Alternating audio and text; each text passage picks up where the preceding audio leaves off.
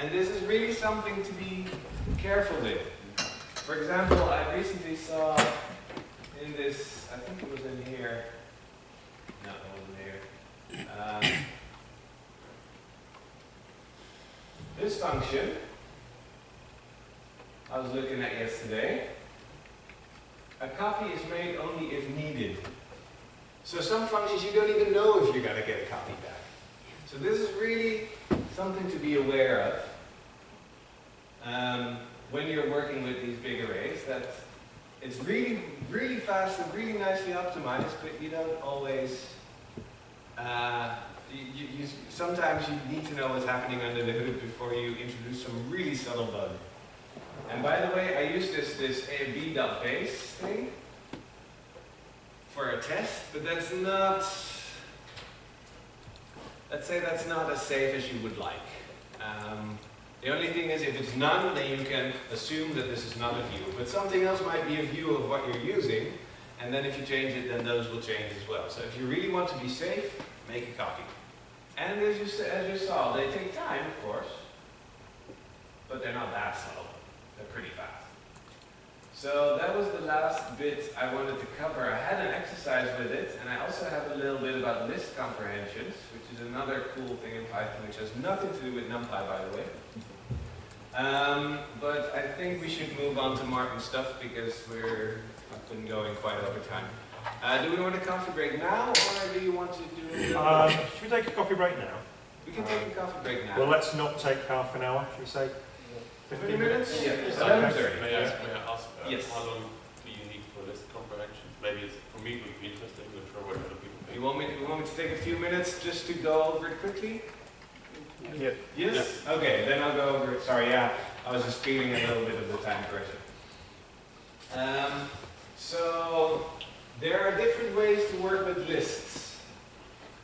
And right now I'm using lists of numbers again, but of course I never do that. I use Numpy arrays. But if you have a list of objects, if you have a list of all your folders or all your files or something, then you still need a Python loop, right? You will occasionally need a loop in Python.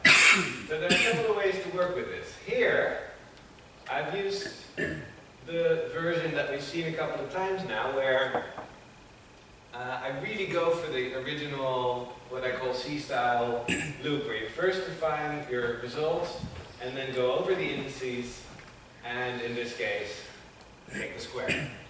Very simple. Now, in Python, you will generally always write your loop in such a way that you just say for x in ints, and then each successive time, x will have the next value, whether that's a file or an object or a folder or a whole simulation, whatever. It will actually have that thing and not just some index. So you can immediately do x squared instead of getting it out of the array. And then Python has something called the list comprehension, which is kind of a for loop inside square brackets, which allows you to quickly define a new list. So you can see here that the for x in ints is this exactly the same. And then all you do is x squared over here. So this is, at the start, is like the body of your for loop. And the square brackets around it indicate that you're creating a new list which has all these elements. And the fun thing is, when I run that, so the original C-style one was slower than the for loop here, with all the appends, which is again a little slower than this list comprehension. So, of course, if speed is really an issue, then I should be using Numpy anyway, because it shouldn't be. I mean, if I do this with just ints squared, because ints was already a Numpy array, then this would have been so negligible that I wouldn't even show up probably in nanoseconds or something.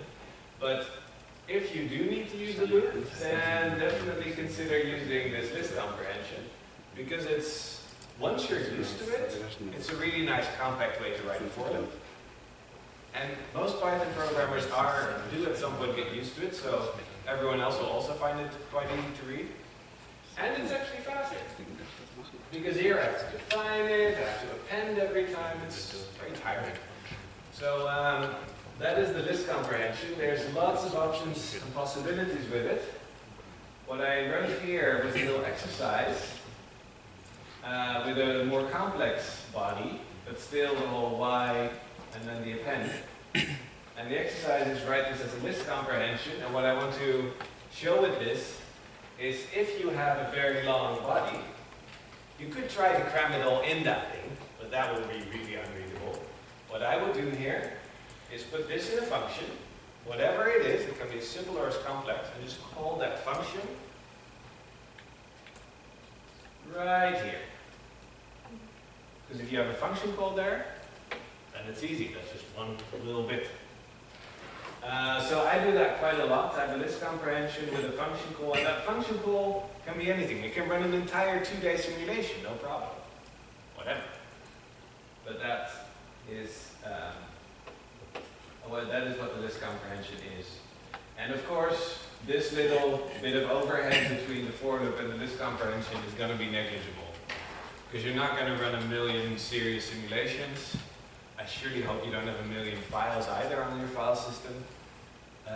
And if you have a million numbers, then it should be a Numpy array.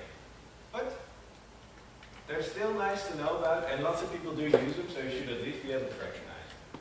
And as a bonus question, I've added how to make this loop how to make this work without a loop using Numpy. Now this has an if in it, so that's going to be tricky. But I did think of a way, so it is possible. Good luck. But let's first have a copy for it. Okay, just one more question. Yes. Is this conversion, can you go back to your example, please? You go.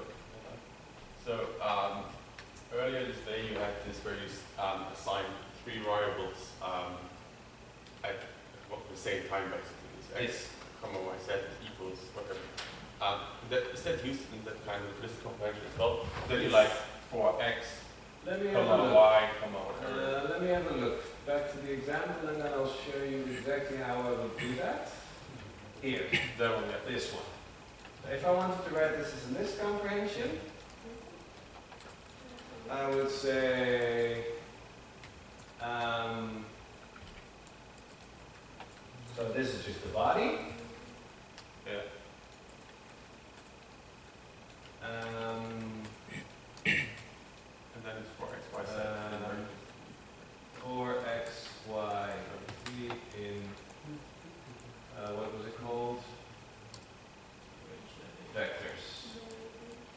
So this would be my list comprehension version. Okay. So vectors is a list of lists. So it loops through the columns for each column. It loops through the rows. For each row I have an x, y, and a z, which I unpack. And then I use it, all 3 of them in the body. This is perfectly fine, and actually, in all honesty, I find it quite readable, but maybe I'm just too used to reading these things. But as a Python programmer, I find this a very readable and very good way of writing this function, if for some reason I couldn't use Numpy. More questions? No? Oh yes. In the example, you initialize the squares vector as empty. Here. The second one. What about the code though? Extending vector. The appending. Yeah. Well, the cost of the appending, that's probably most of these 15 milliseconds that it's slower. So Python does have a pretty smart system for appending to lists. It's like behind the scenes, it's optimized quite well. It doesn't copy anything into a new list every time. It does it reasonably smart, so therefore the cost is not that high. But that's definitely most of the difference between these two. I didn't see any difference in the computers between first and second, and changing that condition is taking doesn't change anything. Okay. Well, so then I don't know. I would have thought that was the cost, but to really figure it out, I would have to profile the whole thing, of course. Is that smart that he sees that it will be an area of that length and he's already... I think so, yeah. I think so, but there's more optimizations happening behind the scenes and it's just comprehension. But that is things like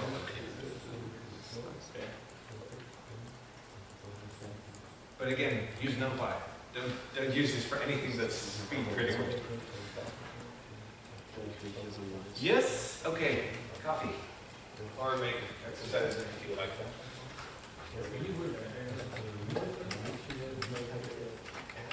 Oh, that's a good thing first.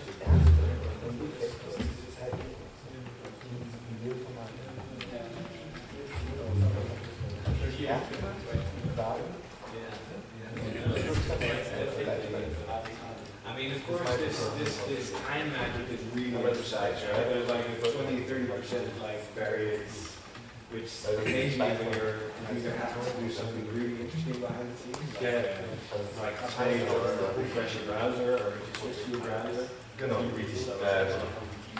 So the time magic is nice for that much. Okay, this takes a minute, that is fine, but not for that might no, for fine tuning you need proper. So one thing there is called time. That one will run your code like 100 or 1,000 times. And then like it's kind of not an average, but like really nicely optimized. This is how much we can actually take from the outside. Yes, it's you have to look it up. There are many ways to do it. So it's called time IT. I think it's actually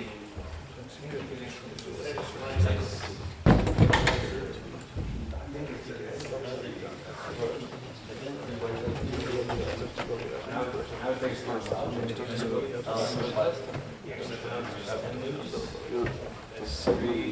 This is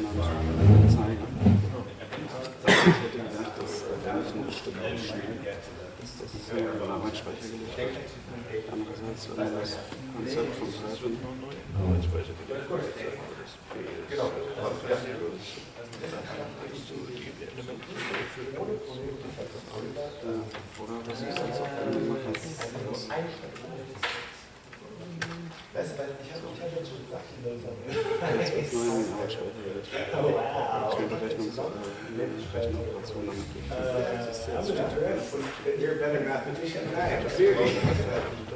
Mine was a lot more complex, I can tell you. Yes. You're a far better mathematician. Straightforward.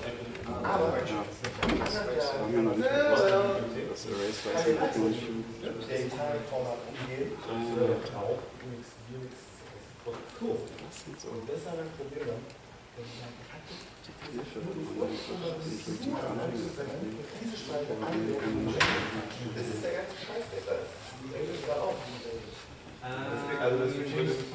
Where? Oh, you import it.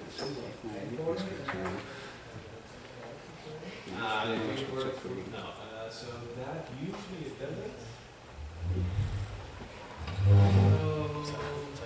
Python does have something called auto reader, which you can set, and then it does. But you can always just test it. Go to my Facebook, my social media. Yeah. You know whether auto reader. No. I think it's something as simple as it's not 70% auto reader. Also was heißt das trotzdem noch? Okay, kann man auch von der importierst du weniger. Ne? Dann schreibst du einfach ein Date oder Timeline auf der Leiste, das ist das Maybe that's a bit versatile. No, okay, then I just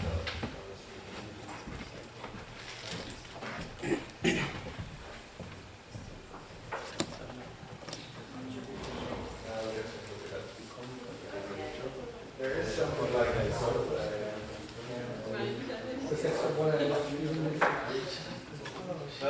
it's the same, but IPython has changed. So that is an IPython thing. So if you Google IPython,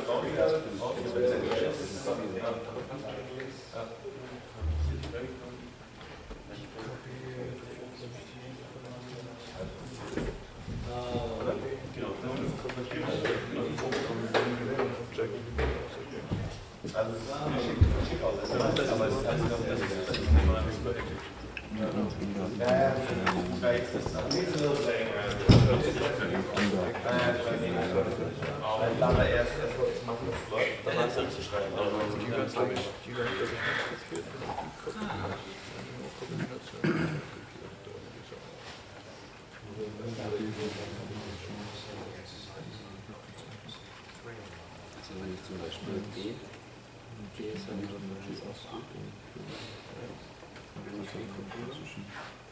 Einmal mit Copy und einmal mit Copy. Dann könnte ich das einen Unterschied machen. Ja, aber nur damit ich da halt Das Query ist genau. Das ist jetzt genau. Copy ist dann halt auch ein Objekt.